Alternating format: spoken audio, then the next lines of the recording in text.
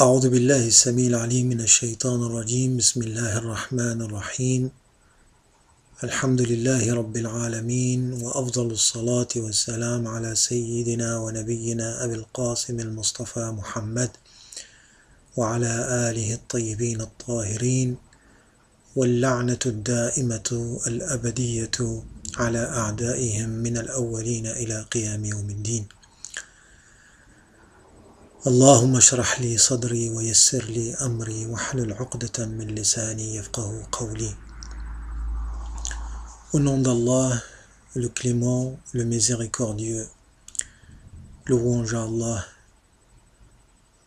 que ses salutations et sa prière soient sur son bien-aimé Mohammed, ainsi sur ses proches, les gens de la demeure prophétique, les Ahlul Bayt, les purs, les purifiés, les opprimés, et que la malédiction d'Allah soit sur leurs ennemis jusqu'au jour du jugement. Après tant d'attente, si vous voulez mes frères et sœurs, je me trouve dans l'obligation de ne pas laisser l'occasion passer devant nous tous sans réagir à la bêtise humaine, au mensonge, aux calomnies, tout simplement diffamatoires que beaucoup de personnes, malheureusement,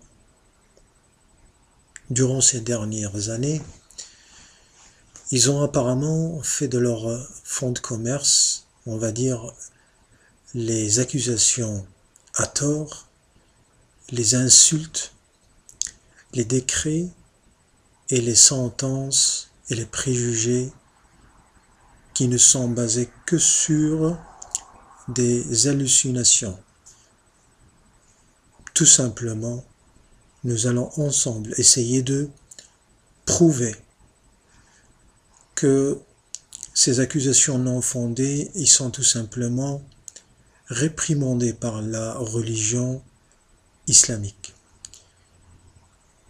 Et que la religion de l'islam, quand elle condamne un calomnieur, un menteur, un pervers accusateur, ce n'est pas dès la première instant, ce n'est pas dès la première seconde que l'islam condamne un individu. Il faut comprendre que l'islam accorde de l'importance à l'individu, quelle que soit son appartenance, ses origines, sa religion, sa non-religion, sa croyance et sa philosophie. La liberté d'expression est quelque chose de fondamental dans chaque croyance, dans chaque appartenance culturelle ou cultuelle. Et il est évident que, selon l'islam,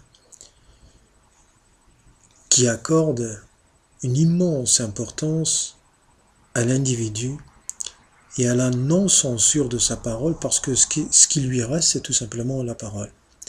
Et cette parole, mes frères et sœurs, doit être une parole responsable, fondée sur une connaissance, fondée sur une science. Sinon, c'est tout simplement une illusion, un mirage de connaissance. Donc, forcément, cette parole non fondée reste des paroles en l'air, et ça reste tout simplement, comme vous dites actuellement, c'est du blabla non fondé. Et la législation, en fait, qu'elle soit façonnée par le faillible qui est l'humain, condamne les accusations non fondées. Et autrement dit aussi, toutes les législations révélées, notamment l'islam, condamne fermement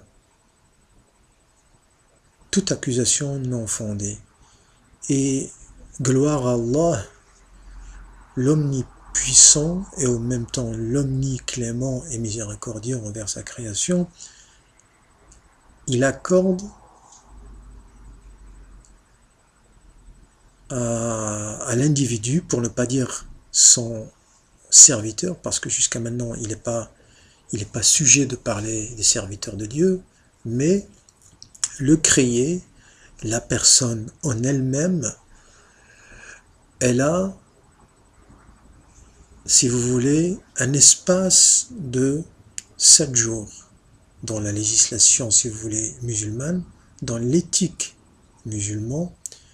Allah accorde aux anges de ne pas écrire, grâce à sa clémence et sa miséricorde, à ne pas écrire comme quoi tel individu a commis un mensonge, a commis un péché, pour lui donner cette occasion afin qu'il se rétracte, afin qu'il marque un moment de regret, un moment de repentir pour réviser un petit peu sa position, sa situation et de se dire est-ce que j'ai commis quelque chose d'anormal, quelque chose d'injuste envers une personne, des personnes, envers un être sacré, parce que l'être vivant est un être sacré, qu'il soit animal, qu'il soit humain.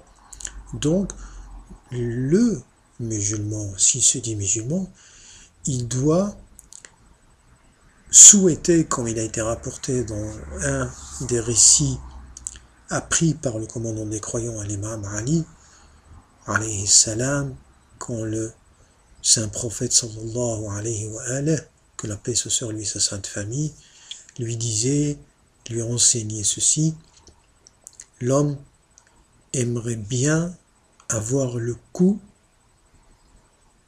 plus long qu'il a.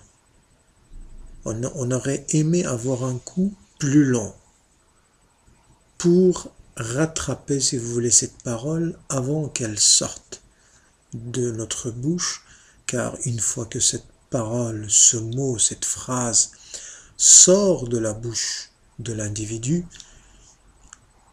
il n'est pas possible à ce qu'il rattrape le temps perdu, la parole perdue et l'accusation non fondée qui reste une accusation qui ne tient pas à ses mains en fait. Donc il est responsable. Et tout au long de ma révision, depuis que je visualise énormément de vidéos sur le net,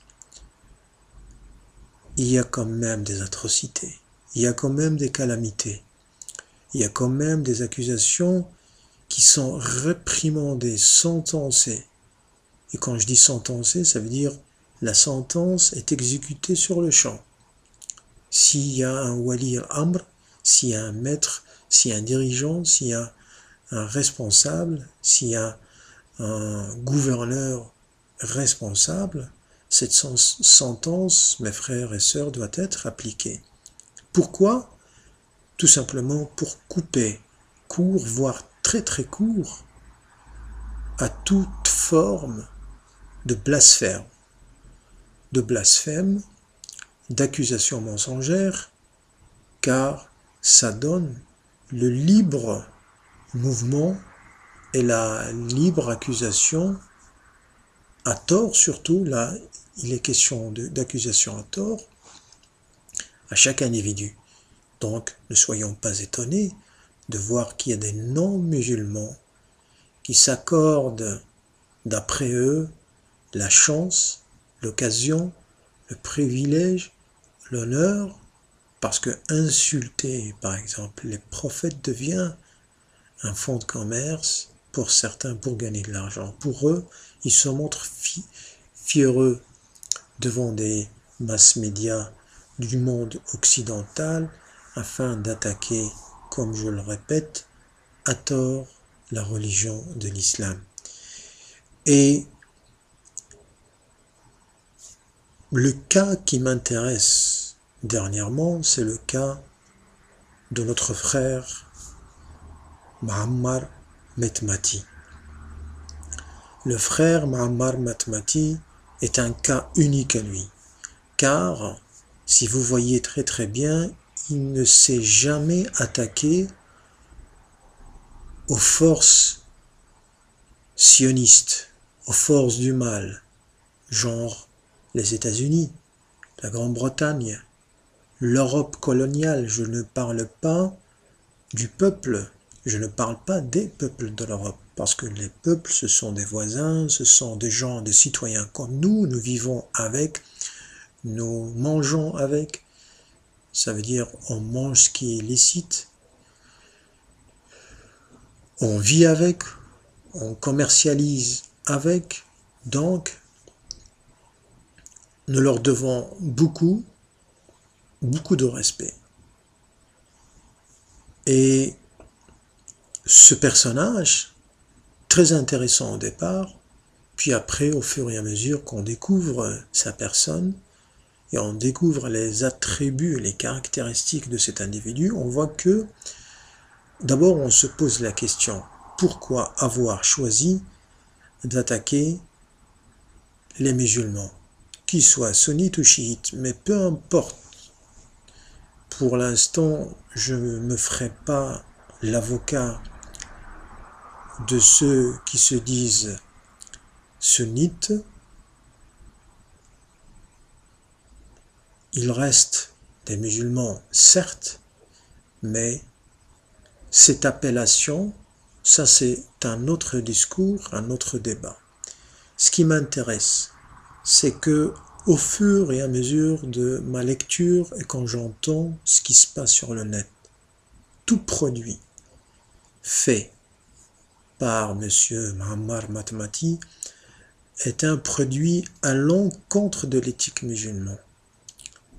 Ça veut dire, quand on veut critiquer une école, un courant, un dogme, il y a manière de le faire.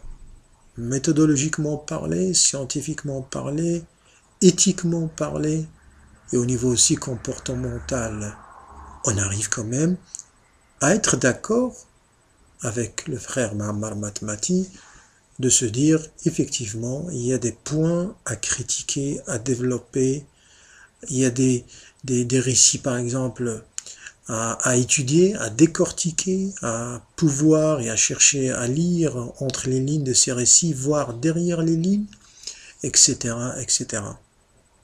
Mais la manière, la forme, en est une autre.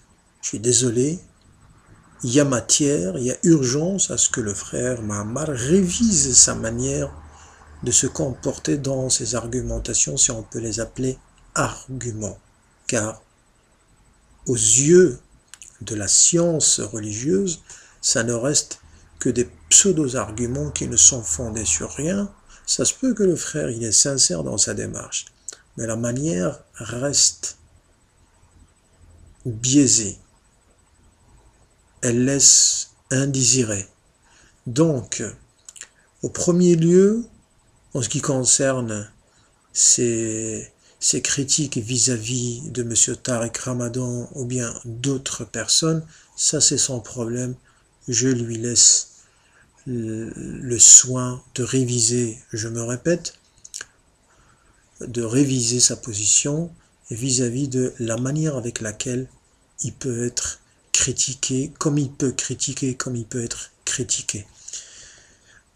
Mon deuxième point, c'est son acharnement sur l'école des Ahl al-Bayt alayhim salam.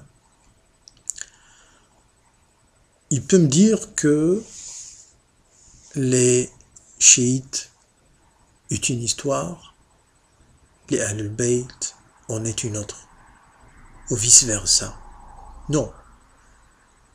Quand on s'attaque à l'école de Ahl al-Bayt, c'est très connu, très subtil comme manière de s'attaquer à Ahl al-Bayt. Ça veut dire qu'il n'y a aucun musulman qui peut lever son petit doigt et dire « j'affiche publiquement mon hostilité farouche au Ahl al-Bayt alayhim salam ».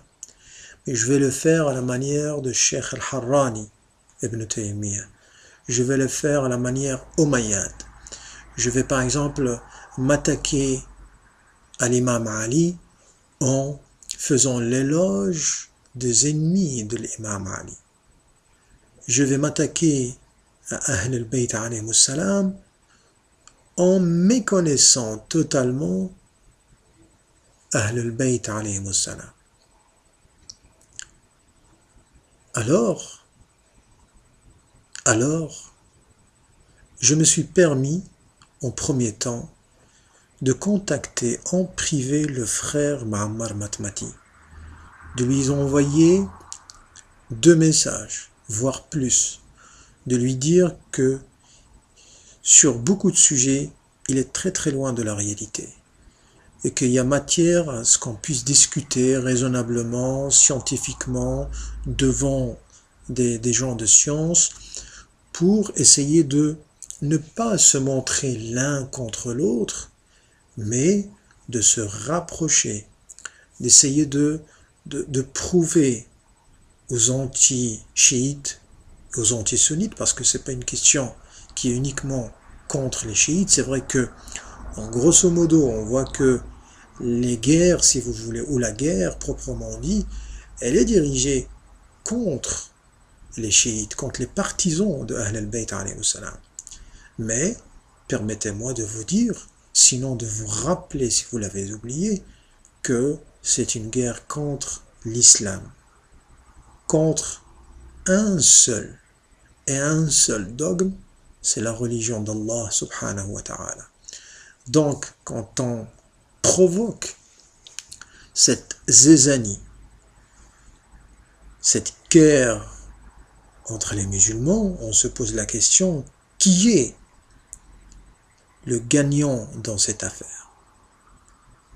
Qui en profite? À qui en profite la fitna? À qui en profite la guerre? À qui en profite les bacs à sable? À qui? Et la liste est longue. Donc, premièrement, j'ai appliqué ce qu'on appelle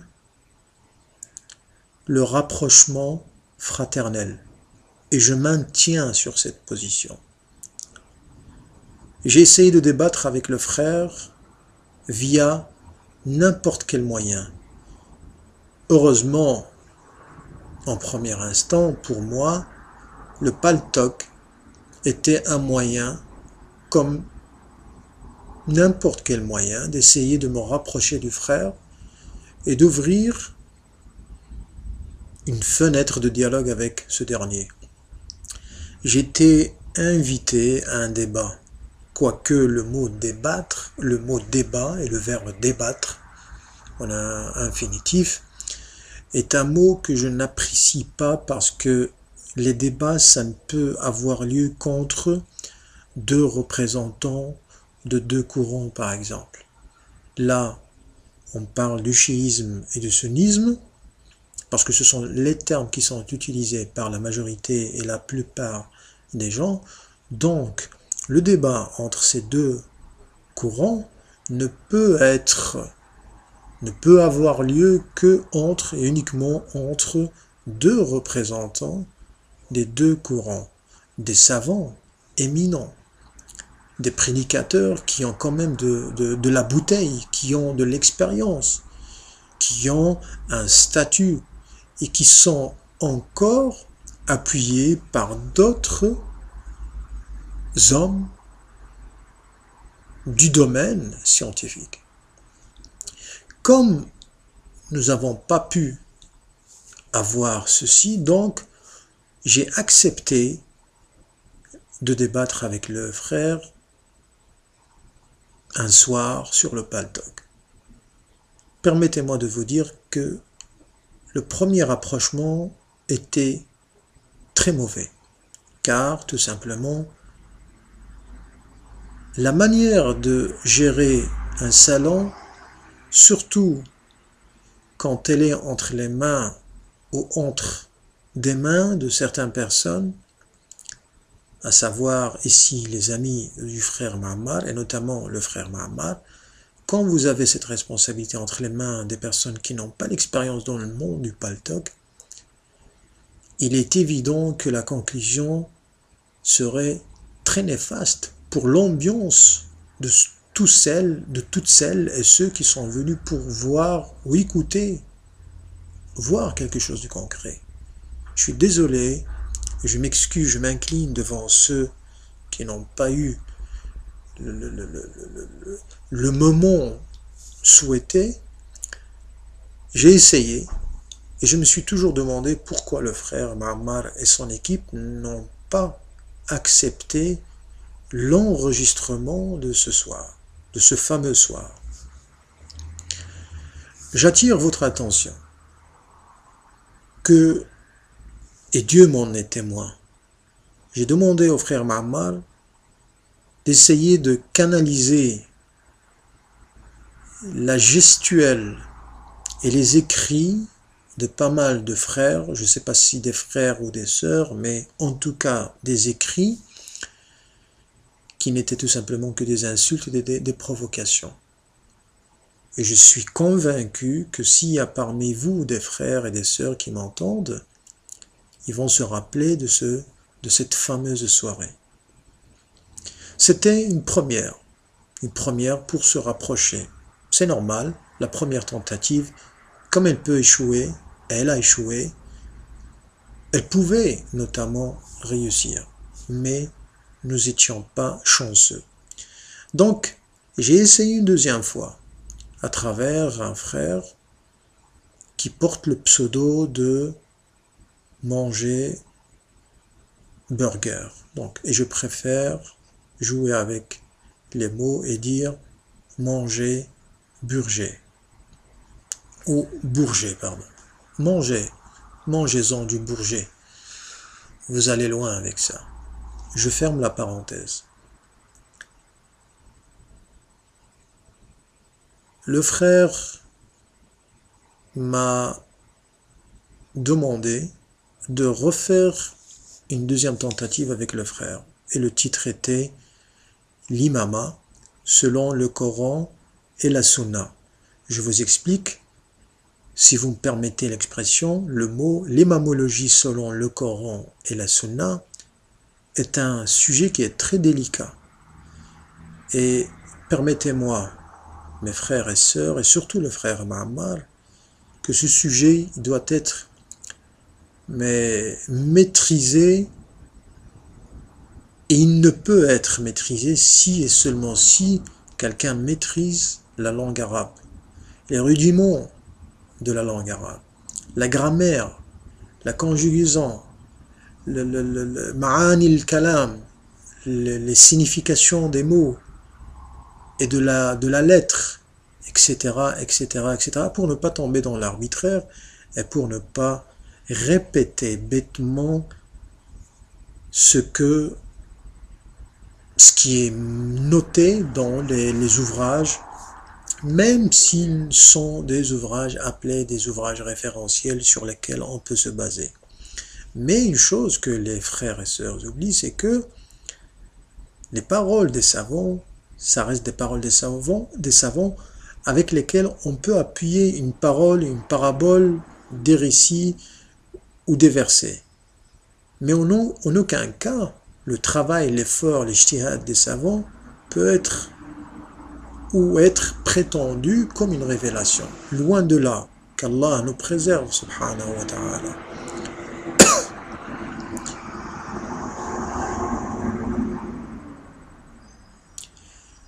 Et je m'excuse pour ce bruit. Donc,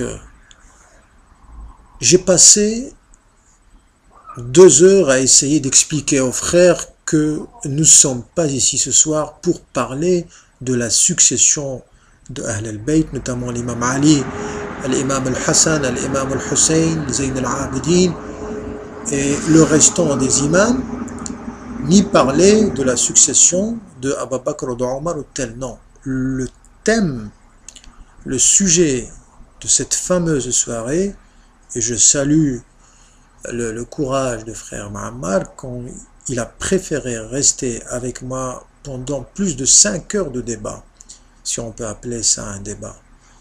5 heures, au nombre des Ahlul Kisa, alayhi salam, Rasulullah, Aliyun, Fatimatun, wal Hassan, wal Hussein, alayhi salam.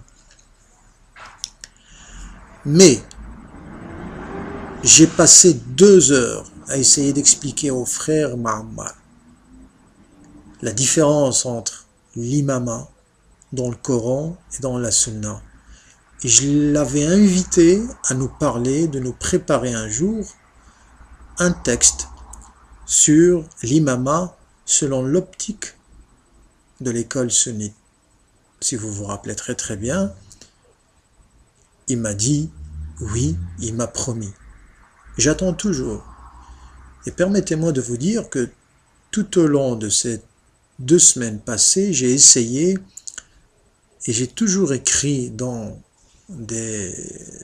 sur les murs de pas mal de frères.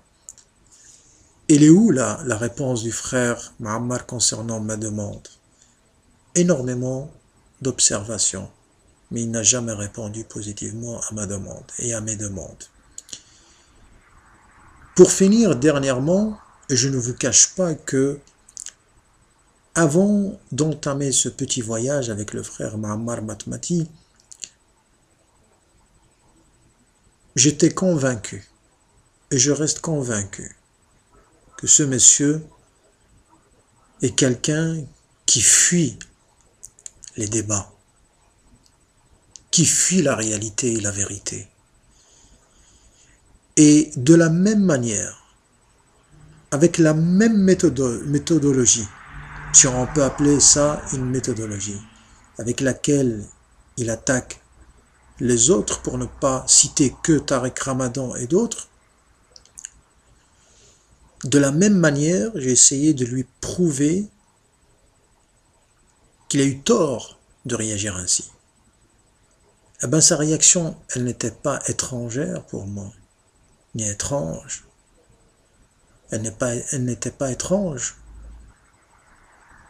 car il a réagi d'une manière très malsaine, parce que tout simplement, son ego l'a poussé à ne pas me parler poliment, à m'agresser, et c'est une manière très connue, très ancienne, mais en même temps qui est tout le temps renouvelée par ceux qui la pratiquent, à savoir, pour fuir un débat, pour finir court avec quelqu'un, il faut le provoquer, l'insulter d'une manière polie et fermer toute porte à toute forme de conversation.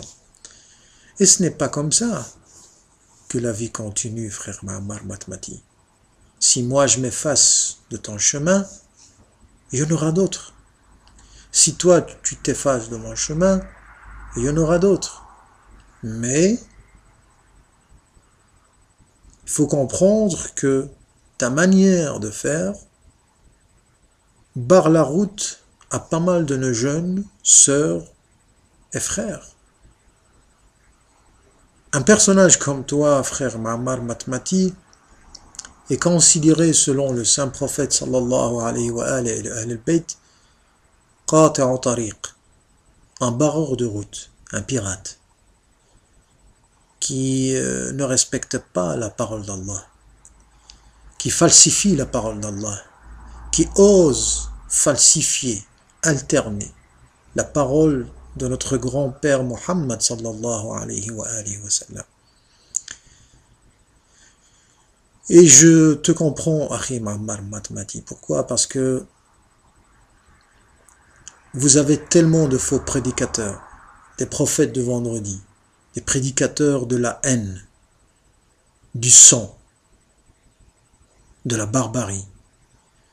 Vous avez énormément de soucis, de problèmes au niveau de la communauté et vous n'arrivez pas à résoudre vos problèmes. Vous êtes face, pas qu'à un dilemme, à des dilemmes. Vous êtes devant le fait accompli, vous êtes devant le pied de mur. Et chaque fois, après chaque période, on voit quelqu'un qui se réveille pour soi-disant lever le niveau de cette Ummah vers le haut, mais en se basant sur une connaissance biaisée, usurpée, volée. C'est un droit qui nous revient, les Ahlul Bayt. Et comme vous l'avez volé, vous ne pouvez pas y aller encore plus loin.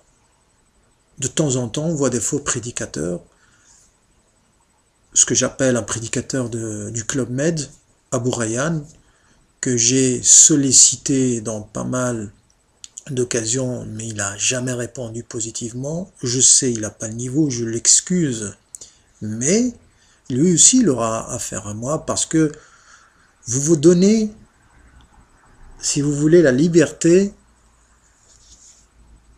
de sanctionner des musulmans, nos croyants, nous les croyants. Nous avons aimé, nous avons suivi les Ahlul Bayt. Et nous avons eu cette chance de mettre nos vies entre les mains de Ahlul Bayt. Parce que ce sont les garants, comme il l'a souligné à maintes reprises, le saint prophète Muhammad sallallahu alayhi wa sallam.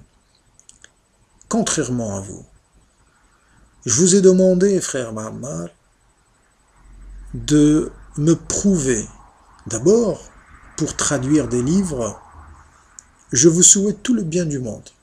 Faites vos œuvres, vos ouvrages comme il vous semble. Faites ce que vous avez envie de faire. Mais par grâce, comme vous dites dans votre langage, cette langue de Molière qui est biaisée, qu'elle est incomplète quand vous la comparez avec la langue arabe. Si vous n'avez pas la langue arabe, et je n'enfonce personne, les frères qui ne sont pas arabophones, ce n'est pas une injustice envers vous, mais tout simplement, la parole d'Allah est une parole qui est en arabe. Et si vous ne maîtrisez pas l'arabe, vous ne pouvez pas aller dans la profondeur de la parole d'Allah subhanahu wa ta'ala. C'est vrai que le musulman, on ne lui demande pas d'être un prophète, un messager, ou un infaillible, ou un représentant, un ambassadeur de l'infaillible. Excusez-moi, mais je parle à ceux qui s'autoproclament. Quand je lis sur le mur de Matmati qu'un des frères l'appelle Cheikh, il bouge pas son petit doigt, il rapplique pas, il rétorque pas, et il lui demande pas de ne plus m'appeler, de ne me plus appeler Cheikh parce que je ne le suis pas. Mahammar savoure ce moment et cette appellation. Donc il se la procure, comme il y en a tellement de faux prédicateurs. Donc, quand vous rendez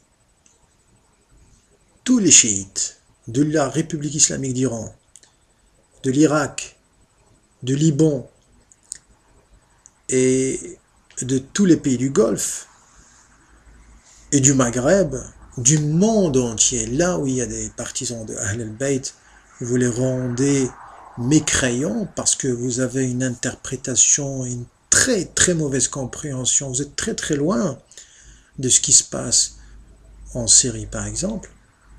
Là, personne ne bouge. Et comme j'ai commencé à te taquiner avec un travail d'enfant, des mises en page et un mélange de programmes pour déformer ton visage, il y a des frères qui ont trouvé ceci irritant, insultant, plus qu'une provocation. Subhanallah. Dans mon langage et dans ma prière, que Dieu m'en est témoin, j'ai toujours sollicité à ce qu'Allah subhanahu wa ta'ala te guide vers la lumière de Muhammad wa Ali Muhammad. Je te rappelle, Akhi, que l'imam al-Hussein alayhi salam, et nous sommes très proches de Muharram al-Haram. L'imam al-Hussein, il a pleuré le jour de Ashura devant l'armée de Yazid, la'natullahi alayhi. Les soldats, les combattants, les mercenaires et tous ces chiens de l'enfer excepte la minorité d'après eux, et parmi eux qui se sont rétractés, ils se sont repentis entre les mains de l'imam al-Hussein alayhi salam, ils ont commencé à rire et à dire à l'imam Hussein, ô fils de Fatima, comment tu peux pleurer? Il a dit, je pleure pas parce que j'ai peur de vous. Je pleure parce que vous allez rentrer en enfer à cause de moi et à cause de nous. Parce que je te demande, Akhi Ma'ammar Matmati,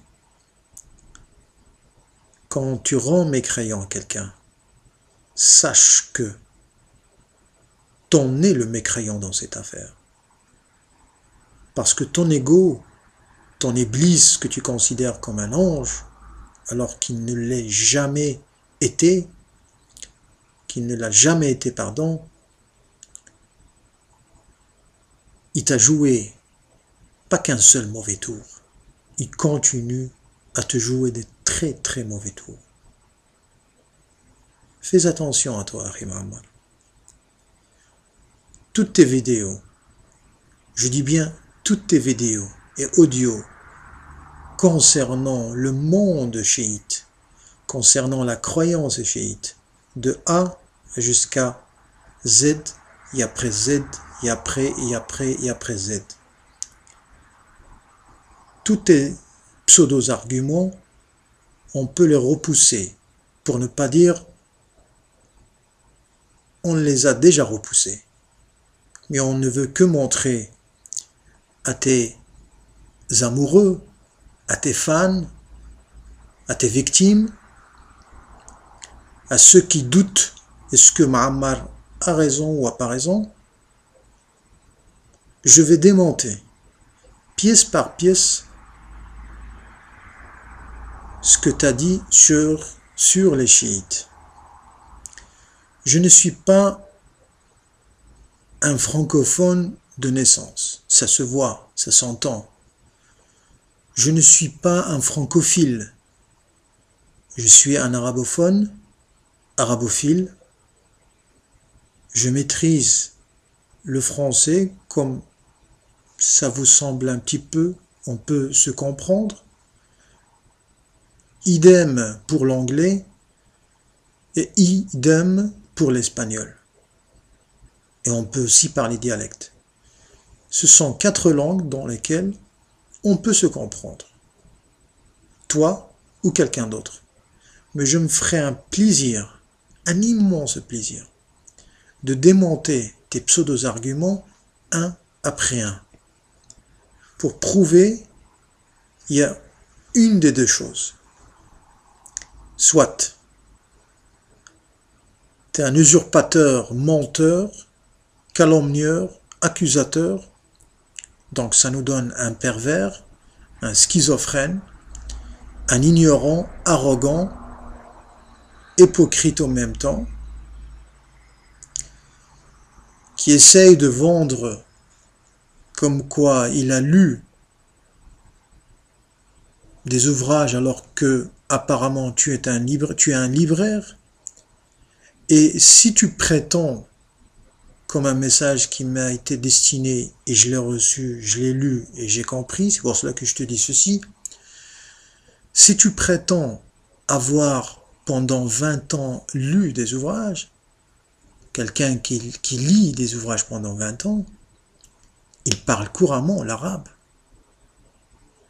Il parle couramment l'arabe. Mais tu ne le parles pas.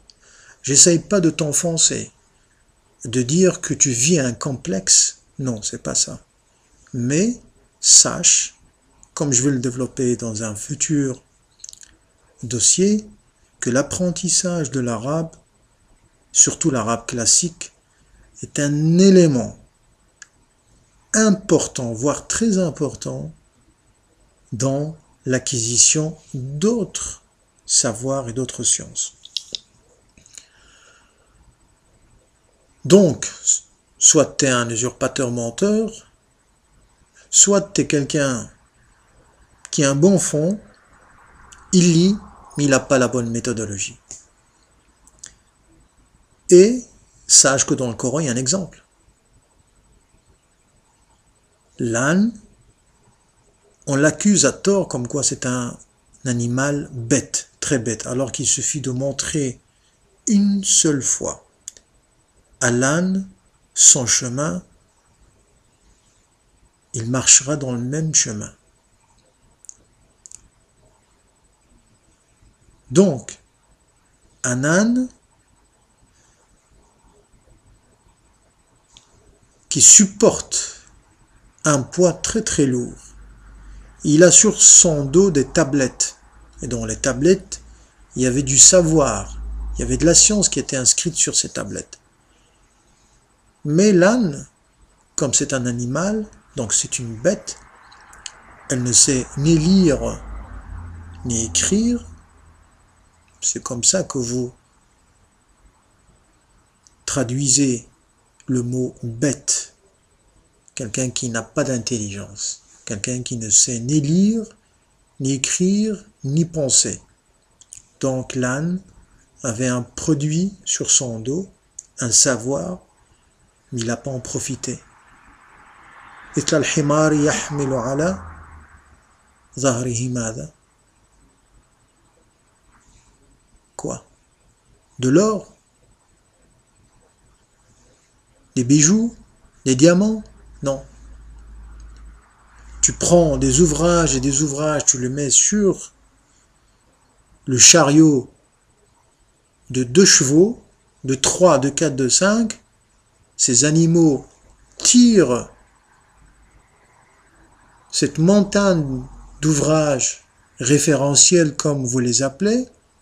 Si tu tires pas profit, si tu lis pas, tu vas rien savoir, tu vas rien comprendre. Donc, le plus important dans cette affaire, c'est de refaire et de réviser encore et encore et encore ta manière de procéder avec les Ahl al-Bayt alayhimus salam. Et je ne suis pas ici pour casser de sucre sur ton dos. Je ne me suis jamais réveillé un jour et je me suis dit tiens, Ma'ammar c'est pour moi. Loin de là.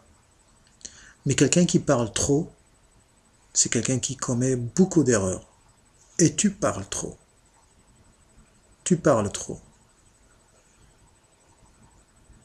Tu sautes, passe-moi l'expression, sur tout ce qui bouge. Et quand tu essayes de barrer la route des gens pour accéder au savoir de Ahl al-Bayt, tu es un ennemi de Ahl al-Bayt. Tu es un ennemi de Ahl al-Bayt.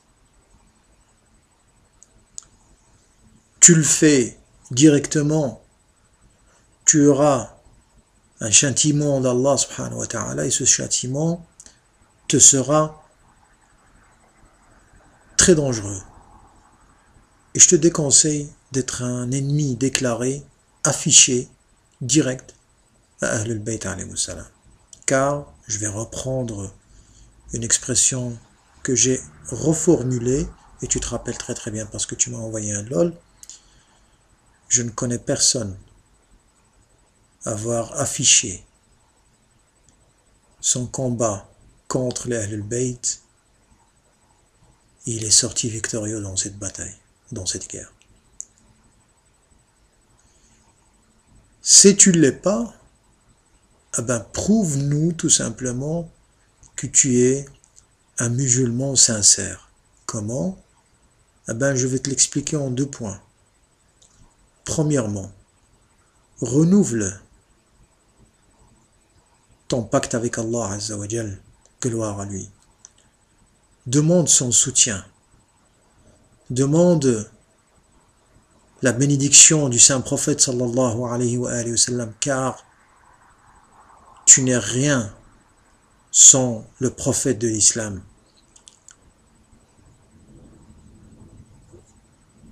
Révise et lis attentivement et d'une manière concentrée le livre d'Allah subhanahu wa ta'ala, le Coran. Arrête-toi sur chaque verset, lis-le et médite tant que tu es éveillé la journée médite sur le Coran. Ne passe pas ton temps à fouiner dans les audios et dans les vidéos d'autres personnes. Cherche à refaire ta vie avec les ouvrages que tu gardes derrière ton dos. Les livres, il faut les garder dans son cœur.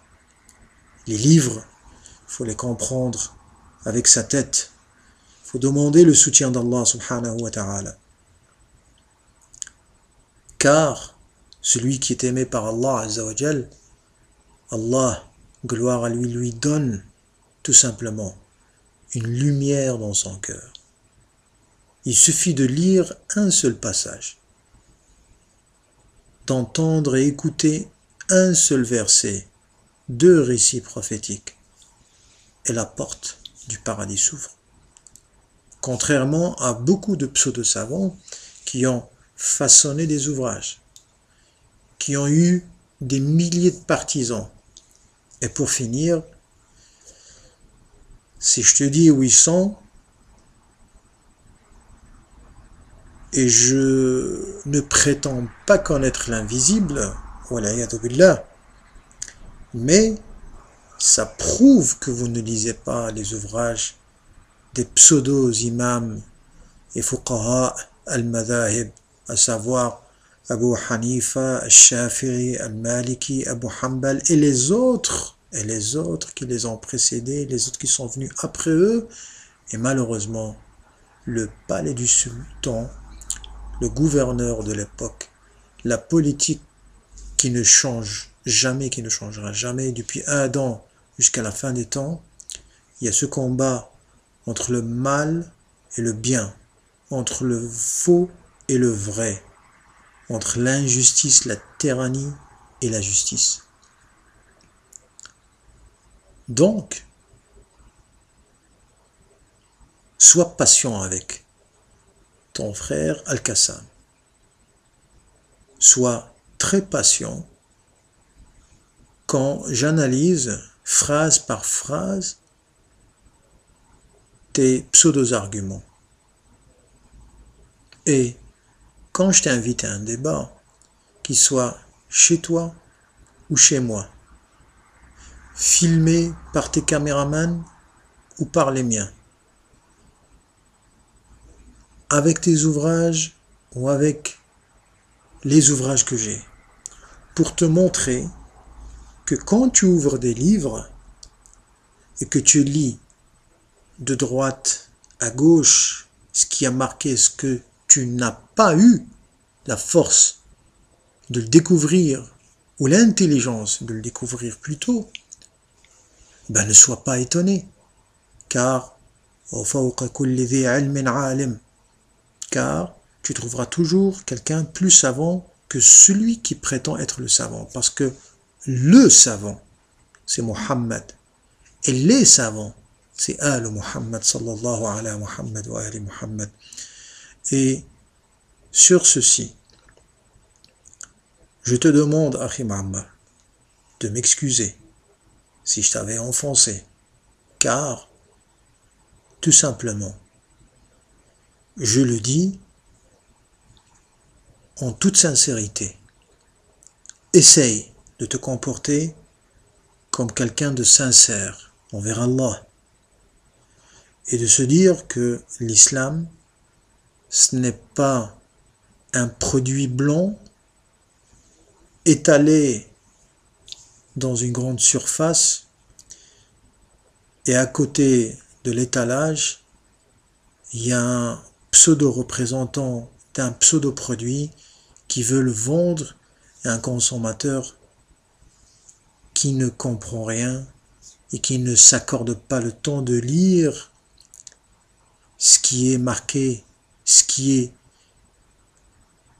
tout simplement le composant ou les composants, les ingrédients de ce produit. Tu n'es pas ce représentant. Tu n'es même pas le pseudo-représentant. Là, on parle de la religion d'Allah Azza wa Jal. Et la religion d'Allah subhanahu wa ta'ala, elle a ses garants. Les prophètes et les messagers, et les successeurs des messagers. Sinon, en dehors de tout ça, ça ne reste que usurpation après usurpation après usurpation. Sur ceci, أقول قولي هذا وأستغفر الله لي ولكم وصلى اللهم على سيدنا محمد وآله الطيبين الطاهرين والسلام عليكم ورحمة الله وبركاته.